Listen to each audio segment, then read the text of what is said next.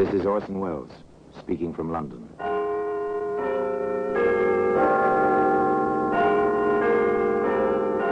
The Black Museum, a repository of death.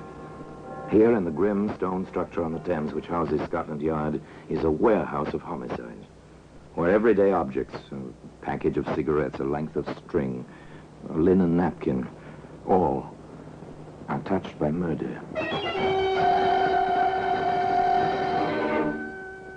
There's a Gladstone bag. It's a familiar object. Every railroad train carries several, inevitably useful, compact, and expandable.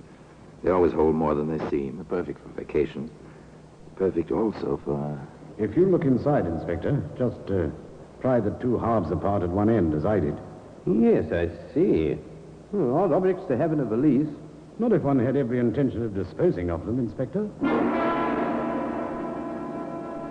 Today, that Gladstone bag can be seen in the Black Museum.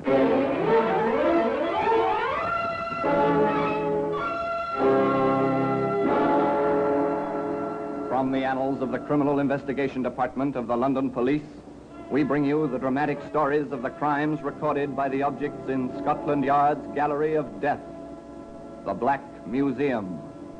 In just a moment, you will hear The Black Museum, starring Orson Welles.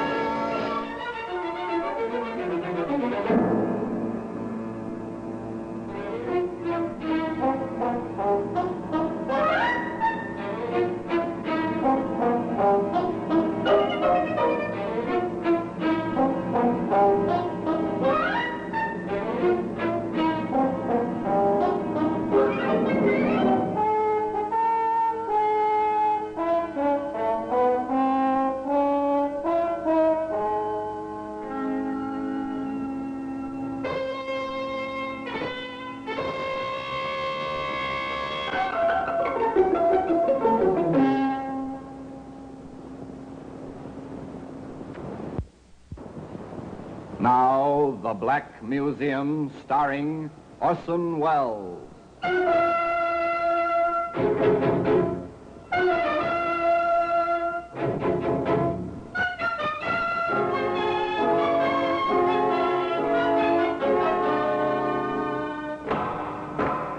here we are, in the Black Museum, Scotland Yard's mausoleum of murder.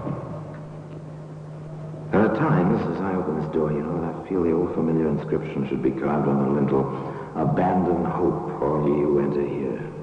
Yes, abandon hope of peaceful, quiet, dreamless sleep, for within this room is almost every instrument which ever has been used for the commission of the foul deed called murder. Yes, here lies death. No doubt about it. You feel it in the dull, oppressive atmosphere. You see it first marked calmly on the neatly lettered cards. So-and-so died by this instrument at the hands of so-and-so, dated, and so forth. Your glance passes to the thing itself. You almost feel the blood. There's a camera. So, you think Ordinary tourist snapshot-taking camera. Yet within the blackness of this box, the film registered two faces. A third person saw a print. And from that recognition, 3 people died. One by a hangman's rope. Here's a briar pipe, well smoked, thoroughly discolored. A pleasure to a pipe smoker, but no pleasure to the man who inhaled hydrocyanic gas with his tobacco. Nor to the killer, trapped by the pipe itself. Ah, here we are, the Gladstone bag. Piece of luggage for a man. It looks so commonplace, so much as if it belonged to a traveling salesman, not to Jim Hudson. Of course, in a way, Jim was a traveling salesman. He certainly had a sales talk, and he was quite successful at it. Sally, I've never seen you looking lovelier. Oh, Jimmy, you always do that. Do what, sweetheart? Say things like that just when I want to pick a fight with you.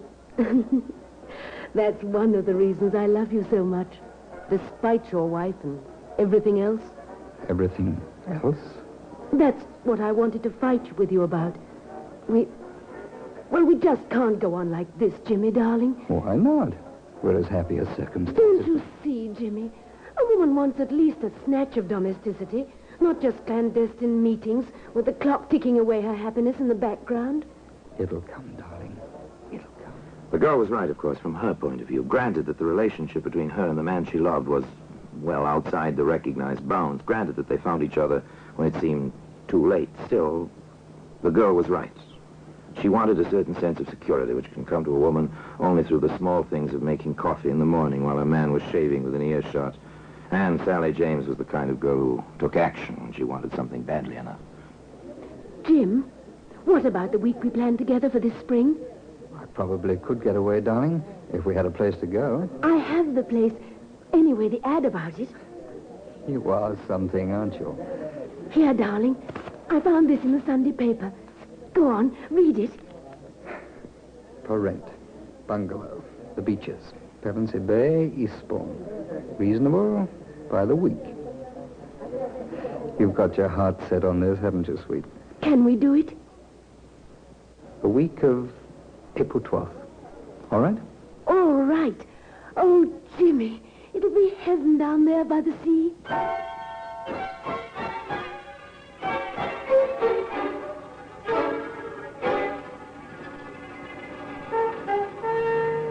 Heaven by the sea. Poor girl, one of those human beings who believes with all her heart that dreams can become reality. Perhaps it was just as well that Sally didn't see her Jim some 2 evenings later in a quiet little restaurant not more than 3 blocks from the place she'd given Jim her precious clippings. Rhoda, my darling, I've never seen you looking lovelier. Oh, come off it, Jimmy. That kind of romancing just isn't in my style. You're a woman, aren't you? Well, you ought to know, Jimmy boy.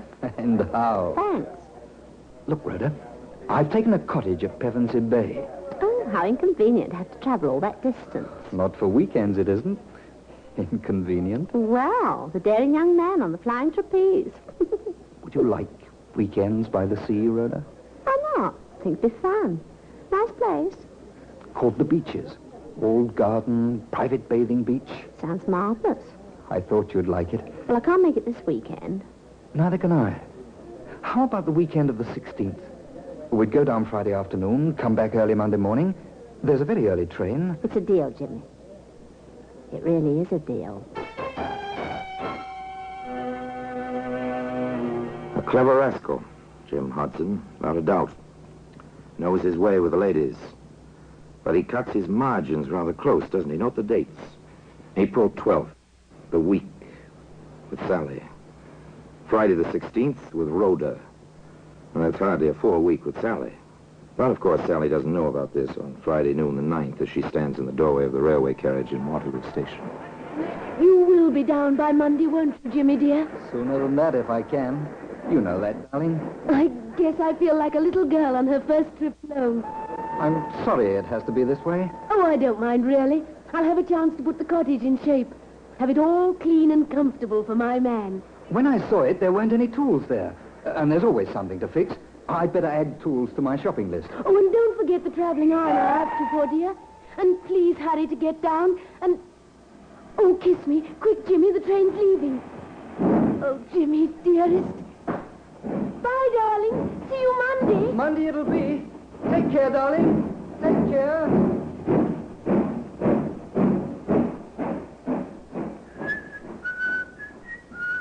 Watch him as he walks up the platform. The train is already disappearing from the track. Jim has his hands in his pockets. He's whistling merrily, a man with nothing on his mind except his love affair and the prospect of the week ahead. He leaves the station, walks up the street a ways, pauses before a hardware shop. What was it he added to his shopping list? Oh, yes, tools. He enters the shop. May I assist you, sir? Yes, I think you can. What do you wish?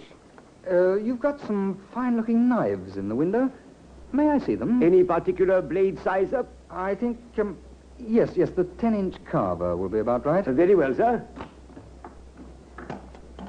There we are, sir. Best Sheffield steel, hollow ground, razor sharp, and guaranteed to hold temper. It will take very little honing to keep the edge, sir. Very efficient looking. Do you prefer the bone or the plastic handle?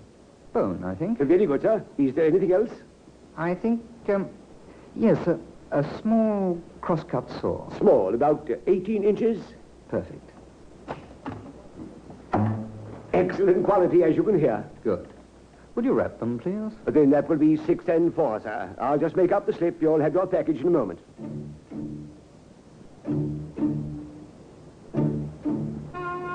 Jim Hudson took his package on the train with him on Monday morning. And tea time at the beaches, Pevensey Bay, promised to be exciting and wonderful.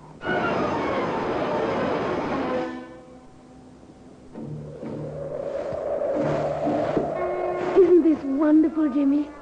I discovered the pastures at the top of the cliff on Sunday. Oh, Jimmy, it's paradise. It is a nice view. And so alone, so private. This is our private view, darling. It's like a honeymoon. You are a sweet little thing, Sally. Very sweet. I know. When you call me sweet, you think of me as a child. But I love you as a woman, Jimmy. I know. Shall we go back now? It looks like it may kick up a storm. If you want to, darling. Whatever you want. Whatever he wants, Sally.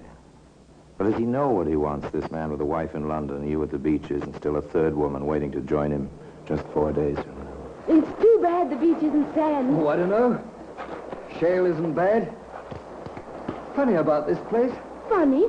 How, darling? Do you remember the Doris Clark case? Who was she? She's the reason the beaches was available. I don't understand. She lived here. 2 men she knew came down. She was beaten, buried alive in the shale. The men hung. How horrible. They made a lot of mistakes, so they mightn't have been caught.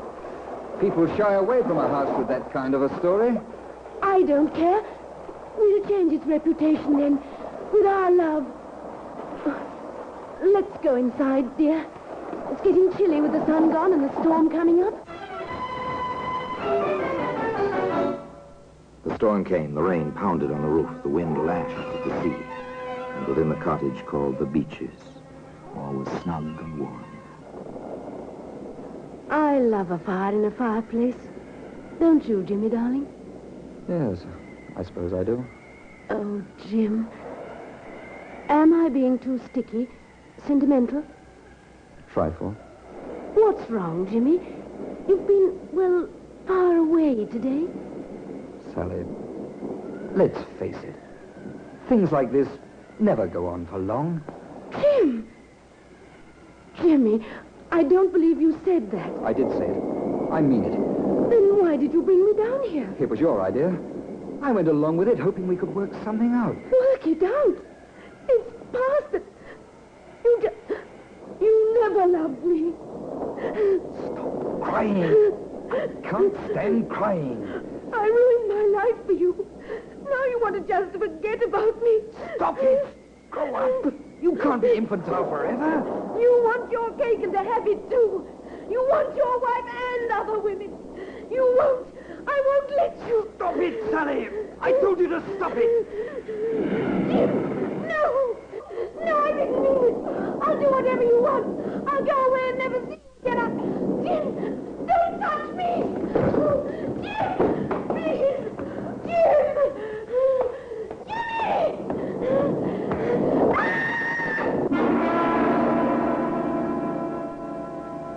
The scene was set, save for one vital piece of evidence. A black Gladstone bag, which can be seen today in the Black Museum. In just a moment, we will continue with The Black Museum, starring Orson Welles.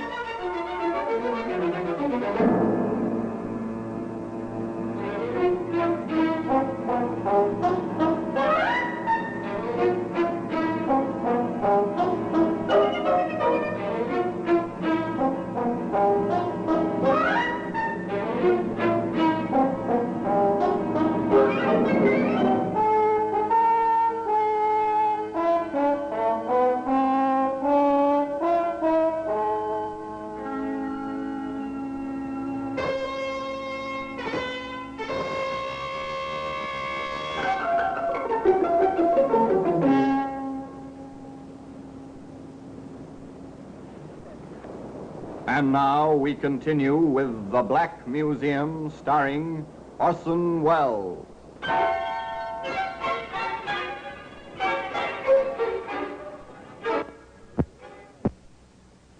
Friday, the 16th of April, dawned fine and clear. A calm, gay Jim Hudson made his way, whistling as usual, through the weekend-bound crowds of Waterloo Station. Well, here you are, my good man. Glad you think I'm a good man. Well, I think you are. By Monday morning, I'll know. Then let's make that train, baby. Pevensey Bay on number 7.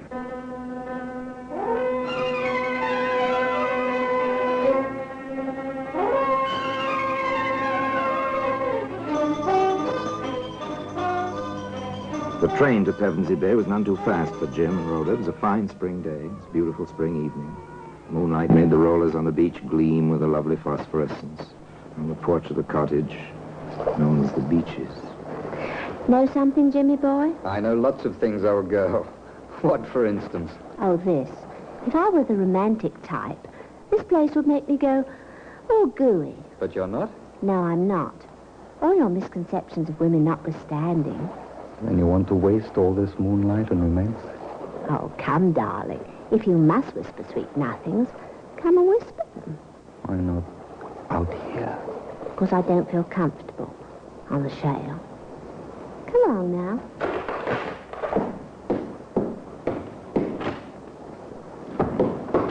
Always let the woman have her way, particularly after she's cooked a beautiful dinner. Here now.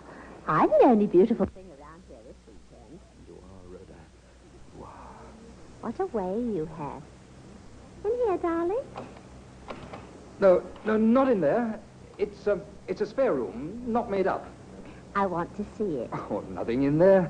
Oh, are you going to deny me anything, darling? It's locked. Oh, Jimmy. No. Say, what are you? Bluebeard or something? Maybe I am.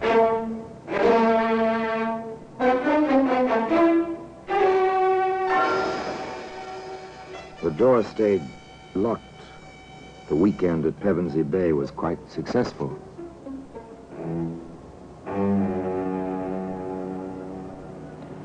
But now, the scene changes to a London street lined with somewhat shabby buildings which house somewhat shabby offices. Into one of those buildings, a woman hurries almost furtively. She climbs the stairs, one flight, walks into an office, door of which announces in gold lettering, Cross Detective Agency. You are Mr. Cross? I am. What can I do for you, Mrs. Mrs.? My ring. Yes, an old trick. You sit down, won't you? Thank you. My name is Lillian Hudson, Mrs. Lillian Hudson. I see. Well, how can I help you? I want some information on my husband, James Hudson. Go on, please. I saw your advertisement. Were you formerly with Scotland Yard? I was. Advancement seems slow. I'm working for myself now. Yes. Well, I have reason to believe that my husband has been, seeing other women. And you want me to get the evidence? I think so. A divorce action? Perhaps. It depends on the results. And you want to stay in the background? For the present. Have you anything on which I can start? An address? A lead of any kind? I have this. A baggage check. Waterloo Station baggage storage. Stamped 10 a.m., Friday, April 16th. An innocent bit of pasteboard. Where did you get this, Mrs. Hudson? I took one of my husband's suits to the cleaner. This was in a pocket. The cleaner gave it to me. Oh, and why should this mean anything? Because Jim, my husband, was away the entire week of the 12th until the morning of the 19th. It came to me, if he had told the truth, how could he have checked something at Waterloo on the 16th if he were out of town all that week? An interesting observation, Mrs. Hudson. Well, suppose I go over to Waterloo Station and pick up whatever was checked there. Oh, and sorry to mention this, but it is customary to have a retainer, you know. Private Detective Cross, once of Scotland Yard, went on over to Waterloo Station and presented the baggage check. A short while later, he arrived in the office of Inspector Henley at the yard. Oh, yes, Cross. I remember you now. Ah, thank you, Inspector. You were with us once, weren't you? Yes, sir. You know, there are times, Cross, when I wish I had the gumption to strike out on my own. Too late now, however. And there are times, Inspector, when I wish I'd stayed on here. However... Yes, to each his own, and the grass is always greener, and so on.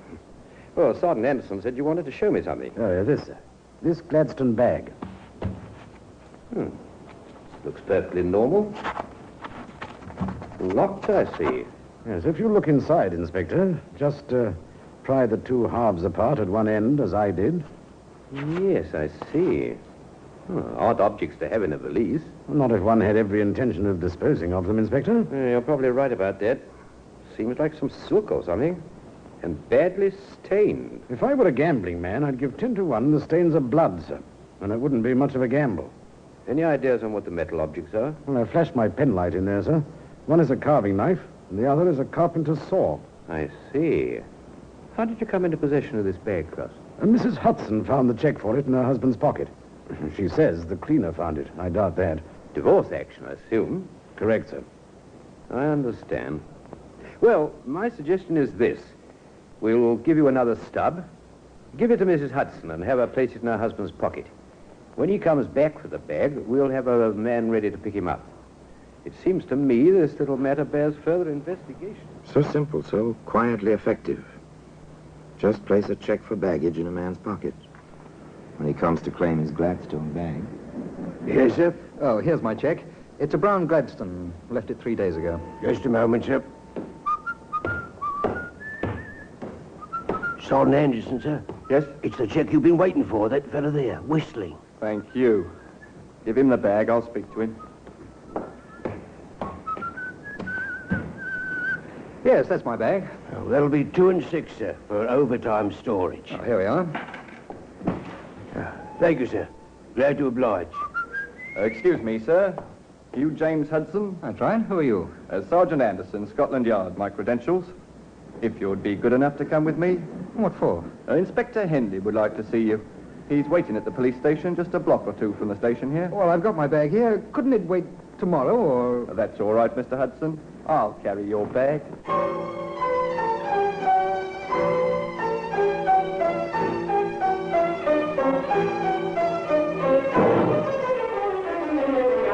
The squad room at the police station near Waterloo was very quiet. Inspector Henley sat behind a battered desk. On the desk rested the Gladstone bag, open now, and next to it a file. A familiar dossier from the Criminal Records Office. We have your file, as you see, Hudson. I see. Theft, burglary, 5 years for criminal assault. Does your wife know about these things, Hudson? No, she doesn't. I see. Hudson, how do you account for the contents of this bag? I was butchering half a steer for a friend of mine in the country.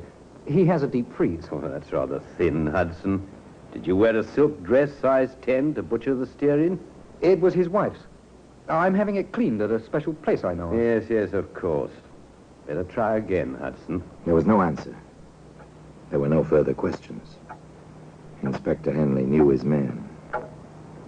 Time ticked away.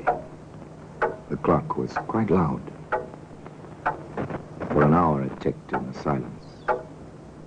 Finally, the perspiration beginning to bead his forehead. Jim Hudson began to talk. All right, Inspector. I'll tell you. I guess I lost my head when she flew at me. Oh, size 10 and she flew at you, Hudson. I told her we were through, that I was going back to my wife. She heaved the coal scuttle. Then it was at the beaches at Pevensey Bay on April 13th, sir. She grabbed the poker. I defended myself. We had a devil of a struggle. She fell, struck her head on the andiron. She was dead. I must have gone completely crazy. I went into town, but that knife and the saw, I was afraid to tell anyone. I mean, my record and...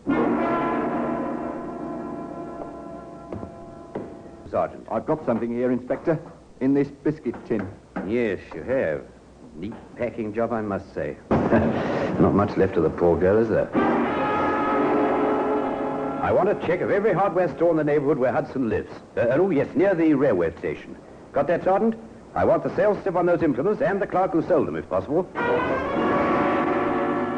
Yes, Inspector, I remember the incident perfectly. The fellow came in whistling, asked about the knives in the window. He bought one, then asked for a small saw. Here's the slip, sir. Well, this says April the 9th.